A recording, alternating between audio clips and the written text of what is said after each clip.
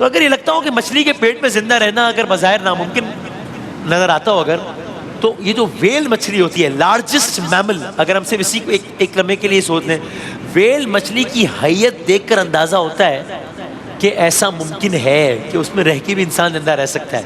वैसे तो अल्लाह ताला नामुमकिन को मुमकिन बना देता है ज़ाहिर है, लेकिन एक ममालिया जानवर है वेल, जो समंदर के ऊपर आकर अपने फेफड़ों में ऑक्सीजन भरती है, और ये ऑक्सीजन मिकदार में इतनी ज़्यादा होती है कि कोई जी रूह इसमें बासानी सांस ले सकता है। यानी मैंने ये पढ़ा जगहों पर, एक जो बड़ी ब्लू व्हेल होती है उसकी लंबाई 75 फीट तक हो सकती है, 75 फीट तक हो सकती है। आमतौर पर इंसान 6 फीट का होता है, 6 फीट 7 फीट, तो 6 फीट के इंसान के लिए 75 फीट लंबी वेल का पेट गोया क्या आलम होगा, गोया एक बहुत बड़ा हॉल होगा। या अगर मैं दूसरे अल्फाज में कहूं तो ये वेल मछली एक आबदोस की मानंद करार पाएगी, और अगर उसकी जिल्द शफाफ हो जैसा कि कुछ जगहों पर आया, तो फिर ये ऐसी आबदोस करार पाएगी जिसकी दीवारें शीशे की बनाई गई हो। तो बहरहाल ये तो वैसे एक दुनियावी तौर पर एक अपनी चीज समझने के लिए, वरना अल्लाह ताला ने हर चीज को अल्लाह ताला मुमकिन जिस वक्त जैसे चाहे बना दे। तो बस अब यूनुस अलैहिस्सलाम तवील अरसा मछली के पेट में रहने के बाद अब मछली ने उनको उगल दिया है। लेकिन क्या हुआ, अगरचे मछली ने बहुक्म खुदा आपको कोई नुकसान नहीं पहुंचाया, लेकिन आप इस दर्जा नहीफ हो चुके थे, आप हद दर्जा नहीफ हो चुके थे। अब क्या किया, अब उसी अल्लाह ताला ने एक बार फिर असबाब पैदा किए। क्या किए, ऐसे असबाब पैदा किए कि यूनुस अलैहिस्सलाम मुकम्मल तौर पर सेहतमंद हो गए।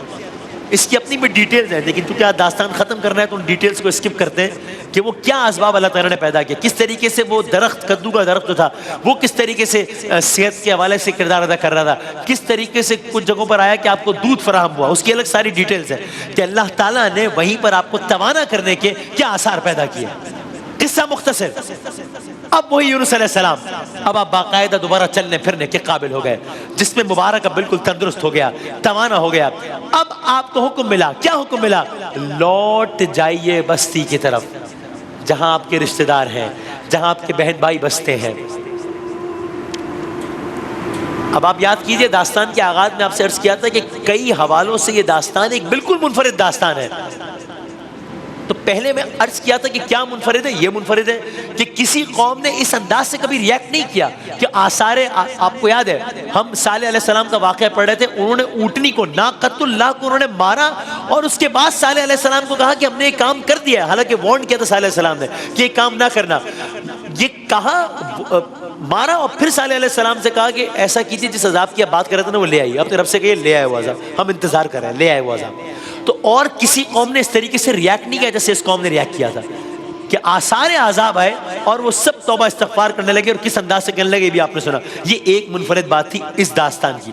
दूसरी मुनफरिद बात, आपको किसी नबी के किस्से में इस अंदाज से ये नहीं मिलेगा मामला कि ये सारा वाक़या हो गया और फिर नबी से कहा गया कि आप एक बार फिर वापस जाइए, बस्ती वापस जाइए। और बस्ती में क्या हुआ है, बस्ती में मंजरनामा बदल चुका है। बस्ती के वो लोग जो कल तक आपकी तकज़ीब करते थे अब वो बदल चुके हैं। बस्ती के वो लोग जो कल तक बुतों के पूजने पर इसरार करते थे वो अब बदल चुके हैं। जहां आपके भाई बहन बसते हैं वो ईमान ला चुके हैं, और ईमान की बदौलत अब बस्ती के लोग सआदतमंद जिंदगी गुजार रहे हैं। उन्होंने सब मूर्तियां तोड़ डाली है। अब उस शहर में आप शिर्क के ताफुन से बेजारी महसूस नहीं करेंगे, कोई आपको सताएगा नहीं उस शहर में, सब आपकी वापसी की राहें तक रहे हैं।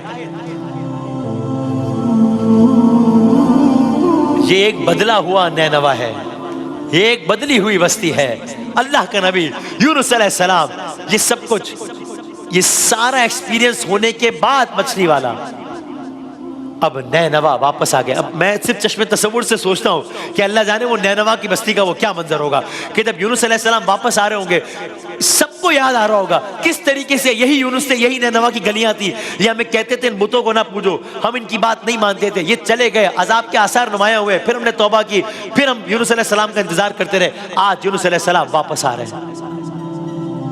जब नैनवा को छोड़कर गए थे हर तरफ देवताओं की हुकूमत थी, शिर्क को बुत परस्ती की तारीकी थी। आज कोई भी देवताओं का पुजारी वहां पर बाकी नहीं था, सबकी जबान पर तौहीद का नगमा था, हर सुर में इबादत खुदावंदी का सौदा समाया हुआ था।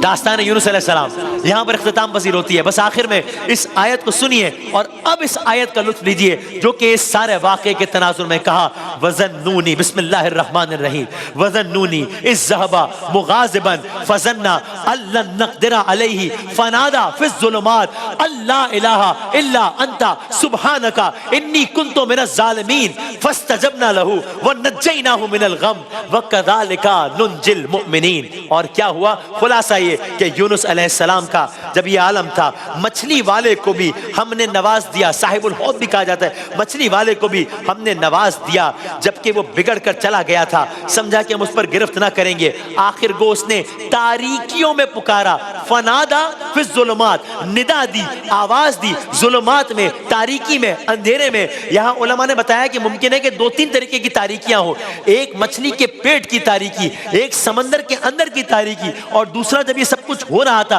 तब रात का वक्त था तो रात की तारीकी। गोया तारीकियों के आलम में फनादा फिज़्ज़ुलुमात, यूनुस अलैहिस्सलाम आवाज दी अंधेरे में, तारीकी में, और क्या कहा? ला इलाहा इल्ला अंता सुब्हानका इन्नी कुन्तु मिनज़ ज़ालिमीन। वही आयत करीमा जिसका मैं आप सब विर्द करते हैं कि नहीं है कोई खुदा मगर तू, पाक है तेरी जात, बेशक मैंने कसूर किया। और फिर क्या हुआ? आयत आगे बढ़ती है, दास्तान खत्म होती है, फस्तजबना लहू, मुस्तजाब हुई, दुआ कबूल हुई, व नज्जयनाहु मिनल गम, निजात दी हमने उनको गम से, व कज़ालिका नुंजिल मुमिनीन, मुमिनीन को हम ऐसे ही निजात दिया करते हैं।